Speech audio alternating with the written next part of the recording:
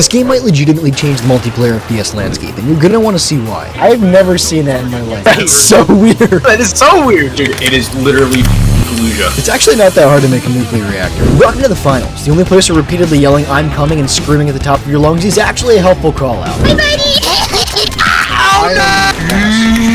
I can't do it. I can't do it. I'm coming, but you have to survive until I can. I know you are, EJ.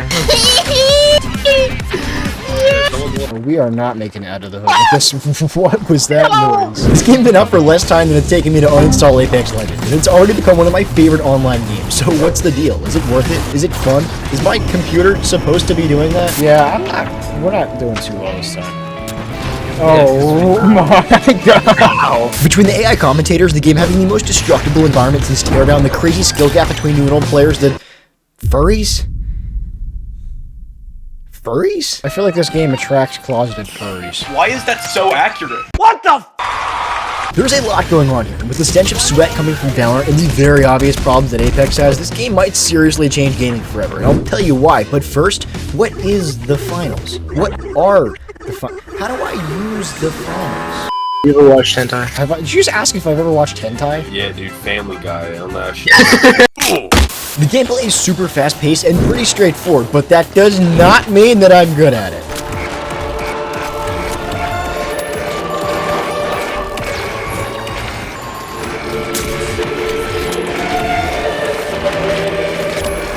Listen, I said straightforward. I didn't say easy. It's simple. It's not easy. It's not easy. It's simple. It's the other way. It's the other one. That one. It's not a terribly hard game, but if you don't know what you're doing and you're playing against or with people that do... There's this heavy, and he's coming here, and he's like trying to touch me in my no-no zone, and I really, really don't appreciate it. I'm killing this guy. I'm killing... Oh, there's another question. The game mode I play the most is called Quick Cash, and it starts by throwing 3 different teams of 3 people into an arena. Across the arena can spawn boxes of cash, and it's up to your team to take these cash boxes or vaults and deposit them into a type of bank called a cash out station. The only problem is that the cash out station has a timer on it after the cash is deposited before it's actually banked, meaning that an enemy team or your team can steal it up to the last second and take the money for yourself. The first team to $20,000 wins. EJ, you know that anime girl? Like, she has like the black and pink kimono on or whatever, and she has like the bamboo in her mouth. No? What? You might have seen. You probably have seen a picture of her, bro. If I show you a picture, you probably will know her. There's also another game mode called Bank It. This game mode is similar, but instead of getting money from physically bringing the vault to a cash out station and holding it, you get it from absorbing the money from the vault into your inventory and banking it instantly into any cash out station. If you kill someone, they drop all their money and you can take it, and if someone kills you, you drop all your money and they can take it. Yo, you know what I've never seen? A pregnant Japanese. Yo, he's got a point. What the heck? Dude, you're right. That's so weird. Yo, that is so weird. It's not too complicated, but by far what makes this game stand out from any other goofy indie shooter is the environmental physics. This is where stuff gets crazy. And the wall's gone. Okay. There's no attic anymore. Somebody got rid of the attic. You know Helen Keller's immune to flashbangs? Dude, she is. Try doing a SWAT raid on Helen Keller. See if she cares. Every single piece of environment is entirely destructive. Everything. The walls, the ceiling, the floor, this guy. I'm rushing up on B with this guy. Is she cute? It kind of looks like Elvis, so I guess. Not only does this turn my PC into a lovely winter space heater, but it also incentivizes my favorite thing in a video game. Intelligence. I am an incredibly humble guy. I'm also the smartest person on the planet, by far. Yep, there you go. Oh look, watch this. Really? Okay. This is what makes the finals so dangerous to games like Apex Legends. Yeah, sure, you can go in guns blazing and try to brute force an objective, or you can use your brain. Blow up the walls, blow up the ceiling, lay traps for enemies. Guard the staircase. How about make the staircase disappear? Enemy hiding behind cover? Not anymore. What the heck? It's gone.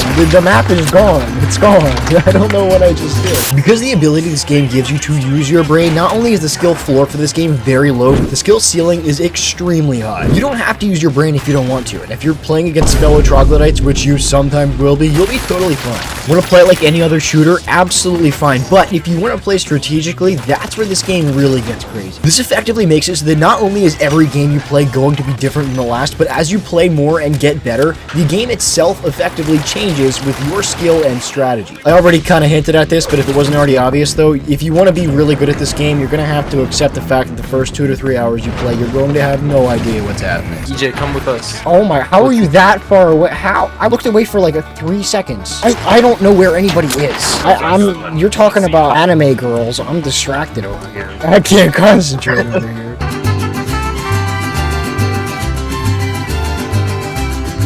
The game's lore so far is very basic, and at least in the short term, I think so far simple might be better. Basically, the game takes place sometime in the 22nd century, where the finals is supposedly the world's most popular game show. Created using super advanced future tech, these contestants, who are assumed to just be random people, are dropped into a virtual environment, which is pretty much akin to some super advanced VR game or something. Kind of like, I don't know, Neuralink in like 5 years or something, I don't know. Weirder things have happened. I just dropped like a 150 milligram edible. Honestly, I'm feeling on the neck on the top floor right now. I'm about to design like 30 new fucking space cars and get us to Mars. Because of how huge the show is, sponsors will spend huge sums of money to have their ads read in-game, which is super cool. It makes me feel like I'm actually kind of competing in a real show.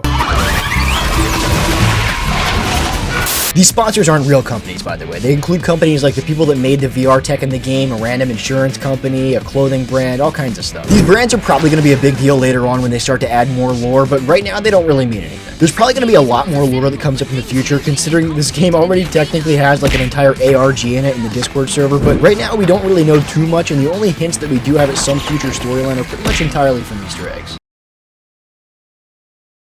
You know, we need to give black people a chance. Facts, dude. As of right now, there's only 4 maps, but like I said, everything is so destructible that depending on who you're playing with, it might literally be a different map by the end of the game. Yeah! Yeah! I'm carrying, yeah! You ever just think, like, staircases suck and just don't want them there anymore? Because sometimes I feel like that. The 4 maps are set in Las Vegas, Monaco, Seoul, and Skyway Stadium. My favorite one personally is Vegas, honestly, just because I think it looks the coolest. Even without this mechanic, I feel like the game would be super fresh, but just to spice things up, they have variants of every map that randomly rotate. These variants can include anything from the time of day, to dust and fog, to what they call high-rise, which is where the middle of the map is raised, and even a different variation of the Vegas map, where there's booby traps glitter all over the place. Why are there no pregnant Japanese people? I don't know. I heard their population is decreasing. I think, that might be part of it. This is definitely another one of those places that I think this game excels compared to a game like Valorant or Apex. The maps in Valorant are good, and the maps in Apex are alright, but they definitely get stale very fast. Between the variations and the fact that the maps are just that good in this game, these maps are not gonna get stale. You're tripping on giggity. What? Instead of operators or agents, the finals has 3 different distinct playable classes: heavy, medium, and light, which determine their health bar, maneuverability, and size. Each class also has 3 different secondary abilities they can choose from to better suit how they play, along with different types of guns and different utilities. It's a pretty simple class system, and for the most part it works out pretty well, but to be honest, it gets kind of broken sometimes. You'll see what I'm talking about in a second. Don't get close, don't get close. The shotgun. Seriously? Yo, You just ran heavy- into me! Like I said, each class also has a bunch of different utilities and guns they can pick from too, like a dome shield for the heavy class and defibrillators for instant revive for the medium, but there's quite a few of those and I'm not going to be able to go over them all. So I'll just go over the secondaries for each. Have you ever played Child Labor Tycoon? It's a lot of fun, actually. Oh my god! Heavy class is pretty slow, has a huge health bar, and does pretty insane close range damage if one of them can get their hands on it. The 3 secondary abilities they can choose from are Charge and Slam, which makes you Kool-Aid Man your way through the walls, killing everyone in your path, Goo Gun, which is pretty much the glue gun from Prey, and Mesh Shield, which is a concave shield used to protect you and your team on pushes. For the most part, these guys are fine, but I cannot tell you how frustrating it is to be minding your own business and have Freddy Fazbear run over you like a semi-truck. They're literally just... okay. I think he just stepped on me. Oh yeah, also, you might see these guys running around with sledgehammers and or acoustic guitars. I promise you, he's not trying to build you a house or sing you a song. You need to run. Dude, I'm mega alpha male right now, dude. I'm just charging everyone. I don't know if you want to follow me. I'll just I get don't you know killed. about... I think you're just high. Yeah, dude. Medium class is obviously pretty nice in between. This is pretty much exclusively what I play. Mid-range, decent abilities, fun at parties, extremely good looking. Who needs friends near this little guy, right? Right? Smash subscribe in the next 5 seconds or I'm cooking him. The 3 secondary abilities these guys can choose from are Healing Beam, which, I mean, it's pretty self-explanatory. Guardian Turret, which doesn't do a lot of damage, but is extremely effective at holding angles you can't. And Recon Senses, which lets you see people through walls. Go Blue New Jersey. Okay, I gotta stop saying that. I I don't even know where you got that from. I've heard it from TikTok clips and whatnot. Who are you following on TikTok? The Unabomber? And then there's these guys. Think of the Scout in TF2, but imagine he can go invisible, he has a taser, and he can two-shot you with a straightened-out wire clothes hanger. Don't trust anything. There's these invisible leprechauns just running around like leprechauns. This amateur sketch resembles what many of you say the leprechaun looks like. To me, it look like a leprechaun to me. My theory is this is casting a shadow. Could be a crackhead. I don't want to go too hard on these guys, but I will tell you, you will be hard-pressed to find a light main who does not have a Napoleon complex. These guys are really fast and can do borderline broken levels of damage if they catch you off guard, but you catch them off guard. I'm telling you, they're literally leprechauns. Are you Slim Shady from Fortnite? I'm Slim Shady, dude. Slim Shady made his own spaghetti sauce called Mom Spaghetti. Didn't he visit Epstein Island too? Their 3 secondary abilities are cloaking device. Don't even get me started. Grappling hook, which is pretty self-explanatory, and evasive dash, which is also pretty self-explanatory. I mean, maybe they're simple abilities, but holy crap, they're so annoying. Maybe it's just a skill issue, I don't know, but they need to nerf that sword now. Is it a skill issue? Now, I have gotten used to it, but especially if you're coming from a game like Valorant, I will tell you at first, it does kind of feel like you're shooting Nerf guns. This is not one of those games you can just pop somebody in the head and be done with it, or fight a whole team on one magazine. Some guns are more forgiving than others, but you're gonna have to hit a lot of your shots, and you're probably gonna have to unload a full magazine if you want to take somebody out. I use primarily fully auto rifles, and like I said, you do get used to it, but some enemies do feel kinda tanky at first. Meanwhile, Hey, it's me, Ravioli Steve. I'm gonna fucking die. Ah, I'm on fire. Ah, Ravioli Steve's getting cooked. It's me, Ravioli Steve. I'm mentally ill and probably schizophrenic. Like all of a sudden I'd be trying to prove that I'm not crazy when I knew I wasn't crazy. Besides that, though, the closest thing to this game gunplay-wise is probably Battlefield. Probably because Embark is heavily comprised of ex-Battlefield devs.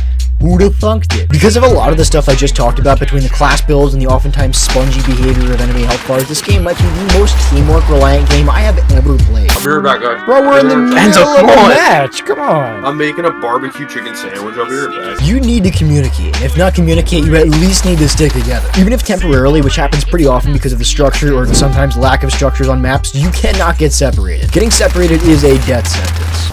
I'm gonna say it again. I'm coming. Okay, man. Okay. I'm gonna say it again. Unfortunately, this makes playing the game by yourself possible, but a little difficult. On the contrary, though, I've already said this once, but queuing in with a full party and playing together, this is one of the most fun multiplayer games I have ever played. Oh, EJ, this is who I was talking about. Oh my, I've never seen that in my life. No. Bro, what the heck is wrong with you, bro? What did he say? He just said it's not hentai. He sent this weird looking, whatever. It's an anime girl. It's an anime girl. I understand.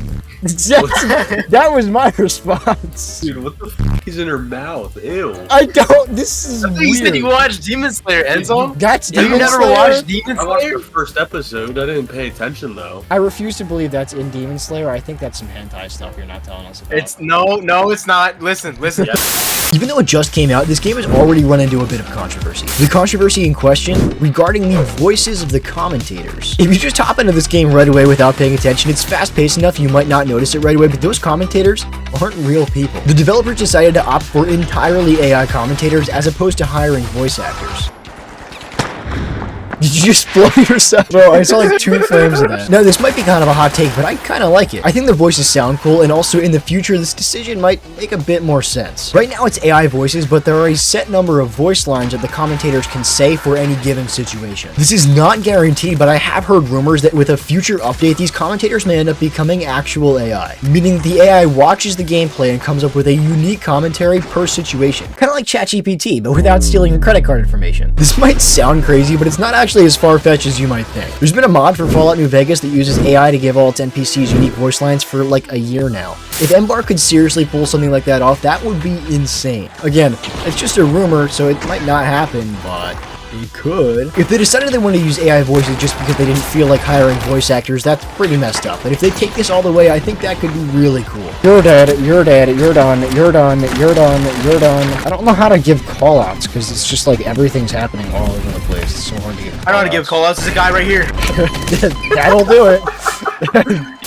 If you didn't already know, this game is completely free, which considering the quality so far is pretty awesome. That being said, the main business model for the finals is an in-game shop, but And I preface this with a huge but. The prices are not that bad. Like, at all. None of this crap like in Valorant where you have to spend $50 if you want a knife skin. Don't spend all your money on Valorant skins. Be responsible. Gamble it instead.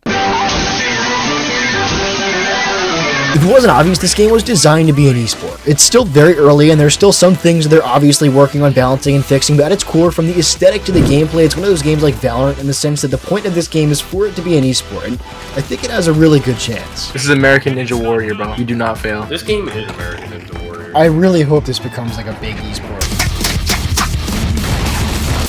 Honestly, I might be wrong, but the only thing in my mind that would prevent this game from becoming huge is a lack of effort. If they take criticism from players seriously and continue like they have been to make it as fun and balanced as possible, it has a pretty serious future. That being said, there are still things that they definitely have to fix. I almost ate a magnet today accidentally. Is it from your pen? Yeah. Dude, why are you trying to eat these magnets? They just look really good, bro. They're like purple and crap.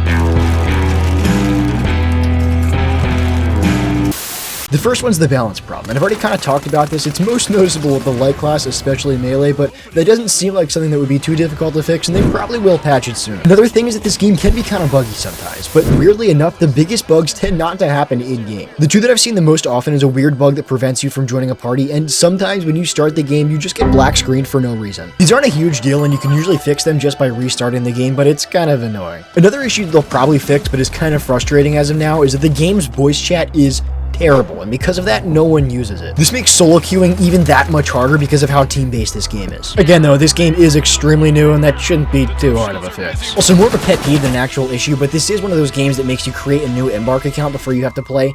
It's kind of annoying, but whatever. It's pretty common with multiplayer games now. It's not that big of a deal. The final and probably biggest issue in the way of getting this game to be a huge esport is the competitive queue. I don't play comp too often, so I haven't mentioned this yet, but the competitive queue is terrible. Essentially, pretty much anyone of any rank can get queued together in comp. Meaning, at least in theory, you can be a bottom-of-the-barrel bronze and be forced to fight up against the top 10 players on the planet. Pair that with how difficult this game already is to solo queue because of how bad the voice chat is, and how I've already mentioned that by nature this game has a huge skill floor-to-ceiling gap, and you stand zero chance by yourself. Even with these issues, though, I will say if this game does end up being as big as I and many others believe it has the potential to be, games like Apex are screwed. If the developers put in the work necessary to make this game seriously mainstream, Apex's numbers are already declining. They're going to be forced to either copy elements from the finals to keep their game fresh or get trampled. So I guess either way, it's still kind of a win-win for the players. At this point, I really do think it's just up to who cares more about their game, Embark or Respawn, and if the Titanfall Apex situation has shown us anything,